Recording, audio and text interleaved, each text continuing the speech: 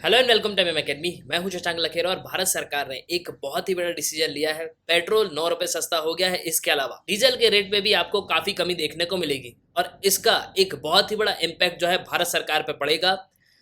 Subsidy देने के बाद जो टैक्स कट कर रही है भारत सरकार, उसकी भरपाई करने में भारत सरकार को जो है काफी ह्यूज अमाउंट की जरूरत पड़ेगी। और अप्रैल में ही अगर आप इन्फ्लेशन देखोगे तो भारत में इन्फ्लेशन बहुत ज्यादा बढ़ गया था। पिछले 8 सालों में करीब 7.79% का जो इन्फ्लेशन है वो हमको देखने को मिला। मतलब अप्रैल में सबसे ज्यादा हाई इन्फ्लेशन था। इसके अलावा अगर आप 9 ईयर के इन्फ्लेशन की बात करोगे तो ये टोटल इन्फ्लेशन जो होलसेल का रहा है वो करीब 15.1% हमको देखने को मिल रहा है। अब इन सबको देखते हुए रिसेंटली भारत सरकार ने यहाँ पे ये कहा कि हम पेट्रोल के प्राइसेस को जो है यहाँ पे कट कर रहे हैं, जिससे जो पीपल्स हैं उनको जो है यहाँ पे रिलीफ मिलेगा। और ये आप ट्वीट भी देख सकते हो, निर्मला सीतारमन की ट्वीट है। We are reducing the central excise duty on petrol by 8 rupees per litre and on diesel by 6 rupee per liter. This will reduce the price of petrol by 9.5 rupees per liter and of diesel by 7 rupees per liter.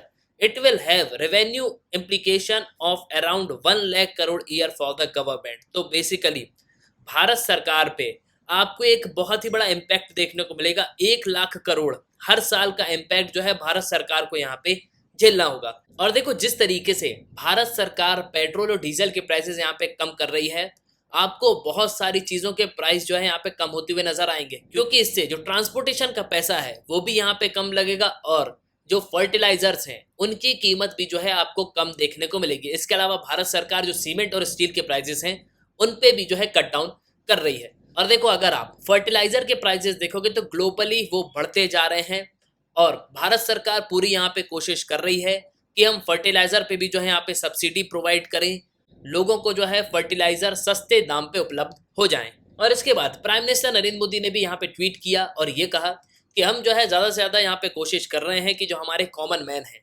उनको जो है पूरा यहाँ पे relief मिले। और इस पे आपको आर्टिकल भी देखने को मिलेगा। ये आर्टिकल मनी कंट्रोल का है। Fuel prices on May 22 after excise duty cut state reduce VAT on petrol and diesel. और जब भारत सरकार ने यह अनाउंस किया कि हम पेट्रोल और डीजल के प्राइस जो है कट डाउन कर रहे हैं, उसके बाद जो कर्नाटका के चीफ मिनिस्टर हैं बोमई, उन्होंने यहाँ पे थैंक्स किया प्राइम मिनिस्टर मोदी को, इसके अलावा निर्मला सीतारमन को, कि सेंट्रल गवर्नमेंट ने एक बहुत ही अच्छा स्टेप लिया है प्राइसेस को कम करके। इससे ओवरऑल जो भारत के लोग हैं उनको काफी रिलीफ मिलेगा।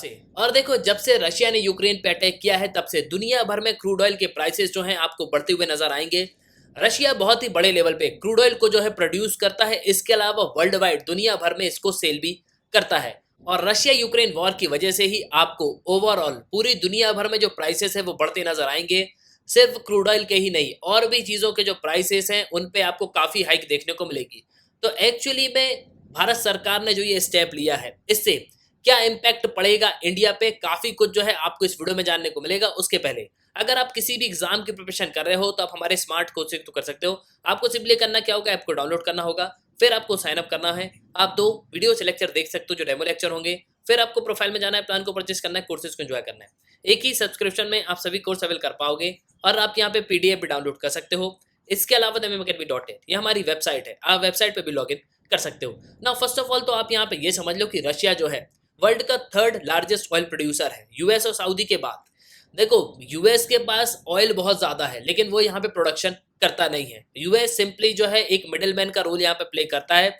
ये दूसरे देशों से ऑयल को यहाँ पे परचेज करता है और फिर और दूसरे देशों को यहाँ पे बेच देता है। मतलब यूएस अपनी खुद की जो प्रोडक्शन यूनिट है उस पर बिल्कुल भी यहाँ पे वर्क नहीं करता। अब रशिया पूरी दुनिया भर में करीब 14% जो है ऑयल को सप्लाई करता है पर डे। 7 से 8 मिलियन बैरल जो है क्रूड ऑयल ये मार्केट में बेचता है। और देखो जैसे रशिया ने एक बहुत ही मेजरली स्टेप लिया जब उन्होंने यूक्रेन पे अटैक करना शुरू किया, तो उसके बाद कई सारे देशों ने यहाँ पे ये कहा कि हम जो है बैन करते हैं, हम रशिया से यहाँ पे कुछ भी नहीं खरीदेंगे।